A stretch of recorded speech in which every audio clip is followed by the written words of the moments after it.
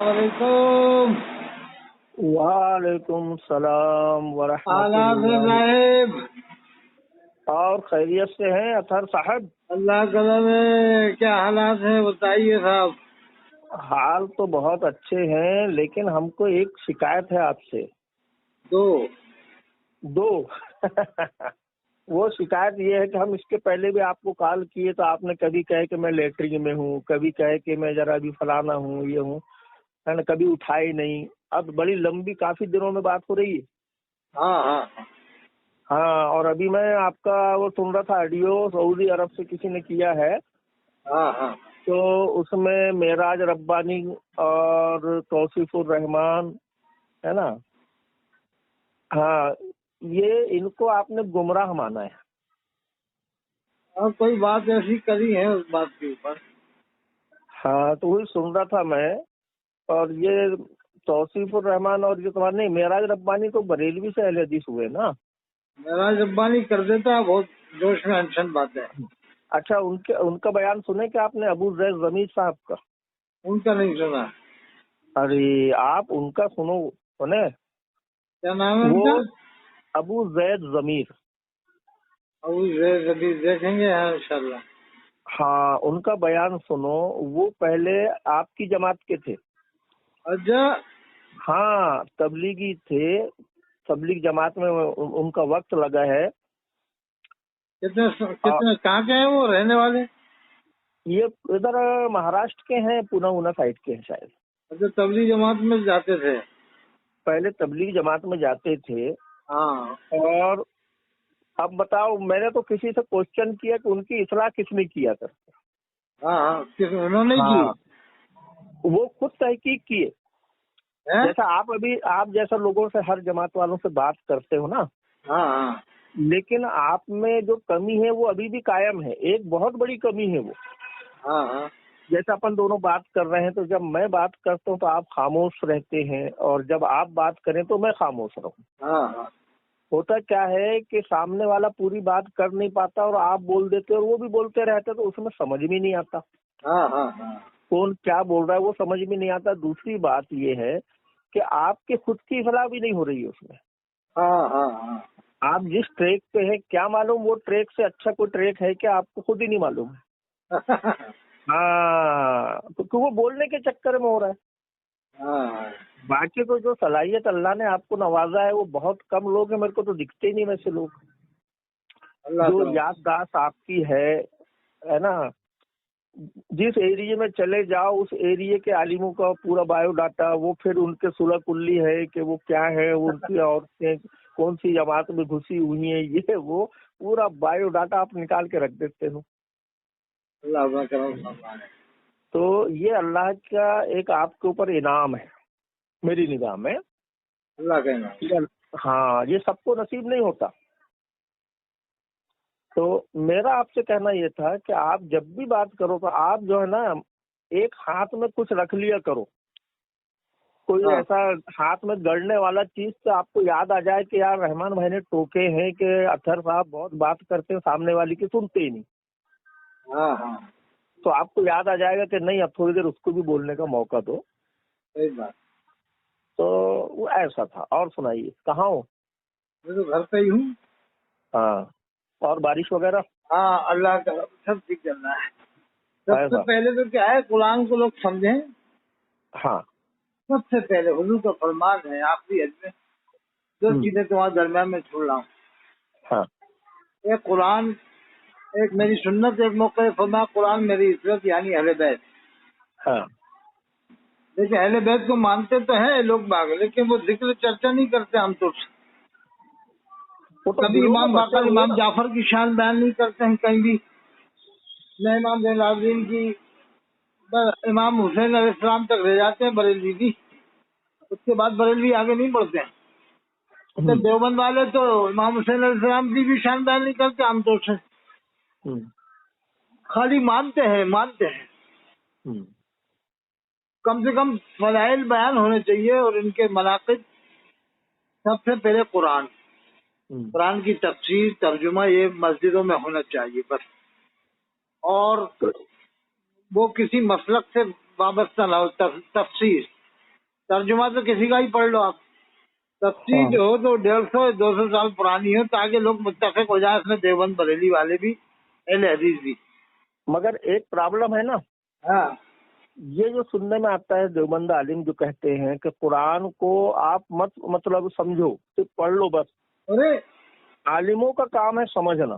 لا الہ الا اللہ محمد رسول اللہ، بتائے کہ اللہ نے تو آپ سنو نا، آپ جو ہے کسی دیوبندی عالم سے بات کر کے دیکھو تو اس میں کچھ لوگ تو کہیں گے کہ سمجھ کے پڑھنا چاہیے، لیکن اکثر کہیں گے کہ نہیں، سمجھ کے قرآن کی ایک آیت پیش کریں گے تم سمجھو گے تو بیٹھ جاؤ گے۔ نہیں، وہ کیا ہے، وہ تبلیغ جماعت والوں کا نظریہ ہو گیا ہے، ہاں، دیوبند والوں کا نہیں، تبلیغ جماعت والوں کا۔ تبلیغ جماعت بھی تو دیوبندی کہلاتی ہے نا۔ نہیں تو وہ ان سے دیوبند والے ہی پریشان ہیں، مگر ان کا جتھا اتنا بڑا ہو گیا نا لشکر، ہاں ہاں تو اس کی وجہ سے وہ مجبور ہیں کچھ بولنے پہ کہ یار ان کے پاس پبلک ہو گئی، کیا کریں۔ ہاں جیسے شیو سینا RSS نے اپنی طاقت بڑھا لی نا، ہاں ہاں۔ اسی طرح سے انہوں نے طاقت بڑھا رکھی ہے تو عالم مجبور ہیں ان کے ساتھ۔ جیسے بھوپال کے عالم بھی بہت ڈرتے ہیں، بھوپال کے عالم جی، جو دیوبند سے فارغ ہے نا، وہ دیوبند کا فتویٰ تک نہیں مانتے، اتنے ڈرتے ہیں ان لوگوں سے۔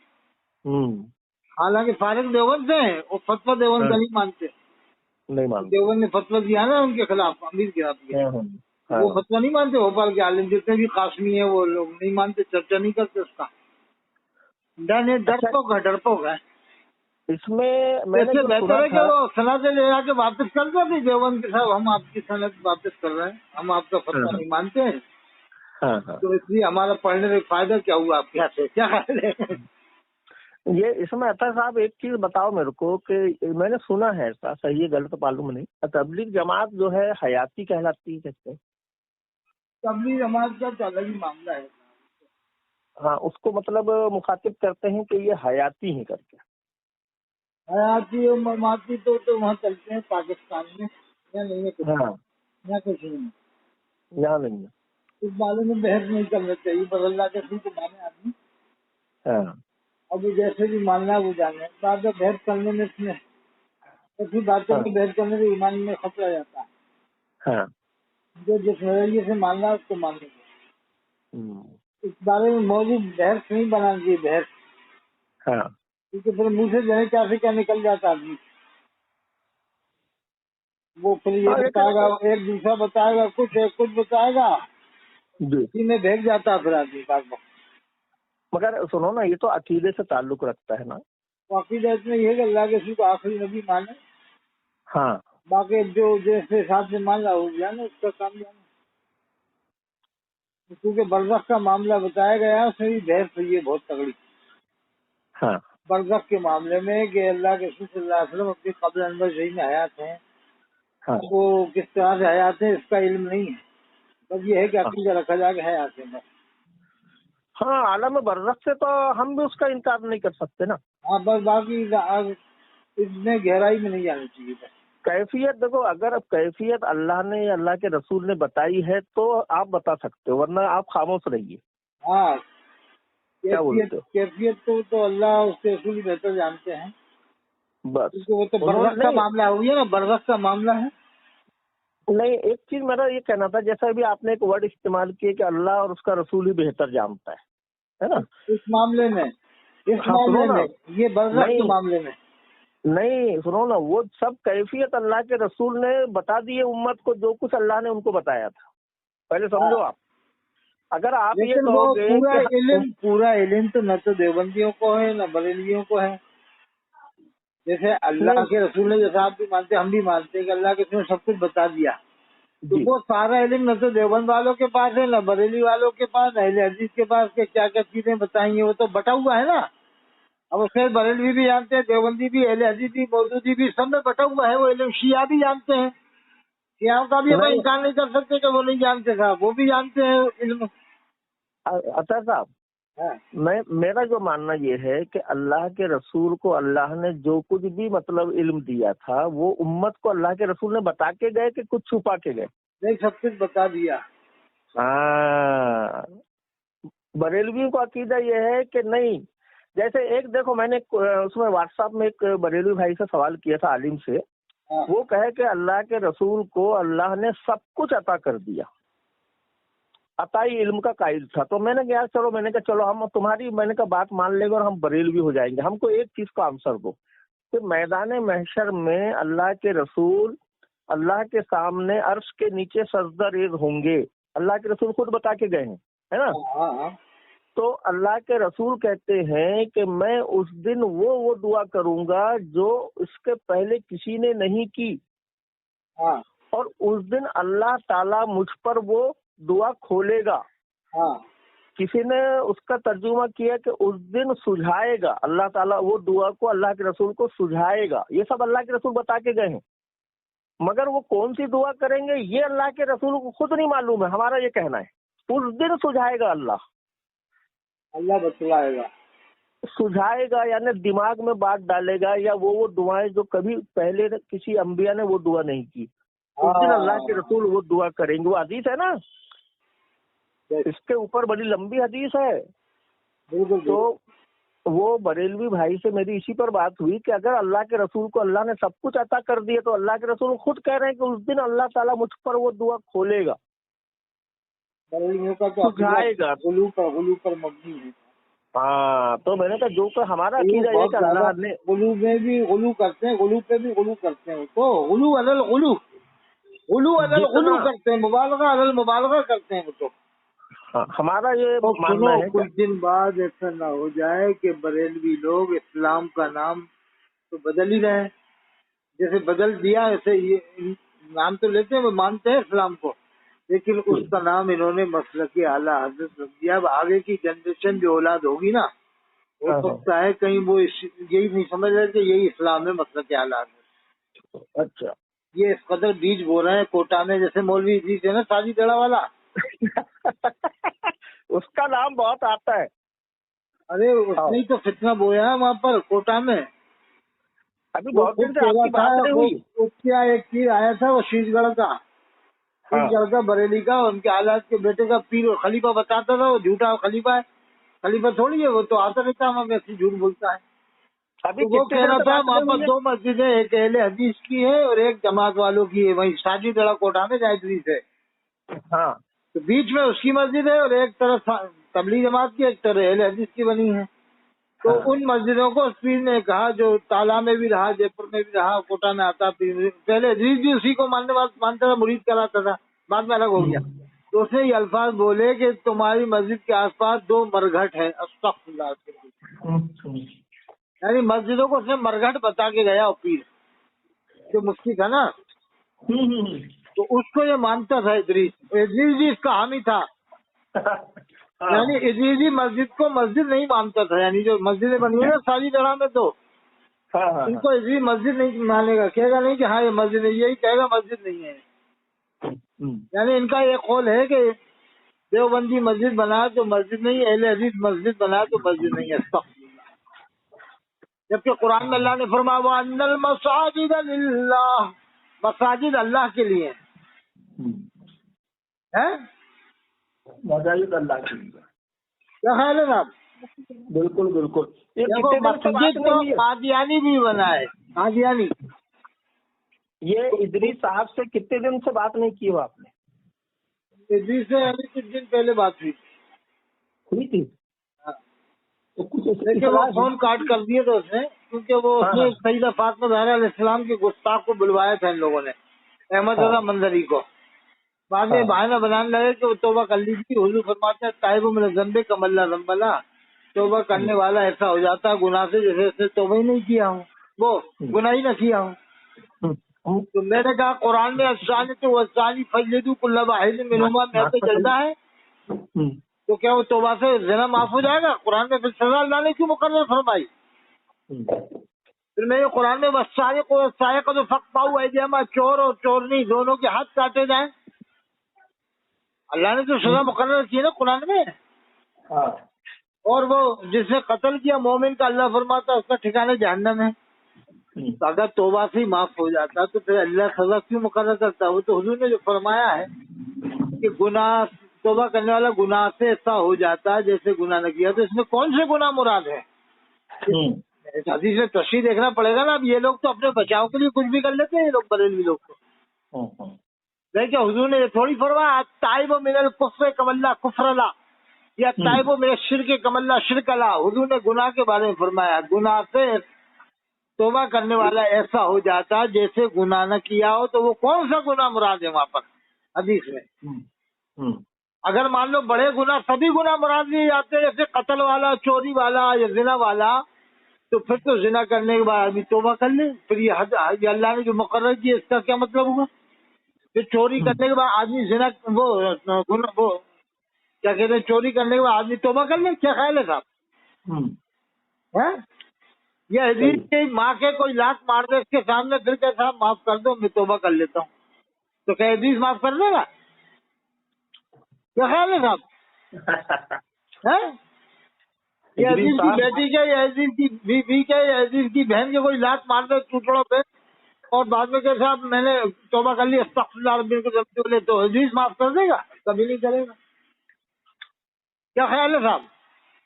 باقی ایک بات ہے کہ یہ آپ کے سب بار بار ٹوکنے سے بریلوی جماعت میں جو ہے کھلبلی مچ گئی ہے. اچھا آئیڈیا ہو گیا. بالکل کھلبلی مچ گئی کہ اطہر صاحب جو بولتے ہیں بولے یار کچھ تو دال میں کالا ہے جب ہی بول رہے ہیں. بولے نہیں وہ بہت سے مان بھی رہے سمجھ رہے ہیں کہ یار بات تو صحیح ہے. غلطیاں تو سبھی کی کتابوں میں ہیں دیوبند بریلی اہل حدیث کوئی بھی ہو غلطیاں تو ہیں. تو آپ ایک بات کرو نا اسلام کی بات کرو نا یا اتنے فرقے سے لے کے کیوں چل رہا ہو کہ صاحب ہمارا فرقہ دنیا میں تمہارا فرقہ ہے دنیا میں. اسلام کی بات کرو نا آپ. تم تو وہ بتاؤ جو اسلام میں ہے اللہ اس کے رسول نے بتایا وہ بتاؤ نا آپ. صحیح حدیث میں جو ہے وہ بتاؤ. صحابہ کرام کا جو عمل رہا ہے وہ بتاؤ. صحابہ کرام نے کیا کہا ہے وہ بتاؤ. اہل بیت نے کیا کہا وہ بتاؤ. یہ اپنے مولویوں کی باتیں بعد میں بتانا پہلے جڑوں بنیاد تو بتاؤ. کیا خیال ہے؟ میں بول رہا تھا اطہر صاحب اپن نے 1 سال پہلے آپ کو یاد دلایا تھا کہ ہر جماعت کا عالم جو ہے اپن ایک پروگرام رکھیں گے کر کے. وہ تو میں چاہ ہی رہا ہوں آپ کرو ہے نا. اور اس میں خرچہ آپ نہیں اٹھائیں گے لیکن سنو نا آپ چاہے وہ کسی کے بہکاؤ میں آ جاتے ہیں کہ بھیا 50,000 لگے گا تو وہ آپ اطہر صاحب تیار ہو جاتے ہیں. ہاں ٹھیک ہے ہم 50 لگے نہیں 1 لاکھ لگے گا. آپ کا 1 روپے نہیں لگے گا. ہے نا. آپ صرف جو ہے ہر عالم سے بات کرو کہ ہم کو ایک پروگرام ایسا کرنا ہے کہ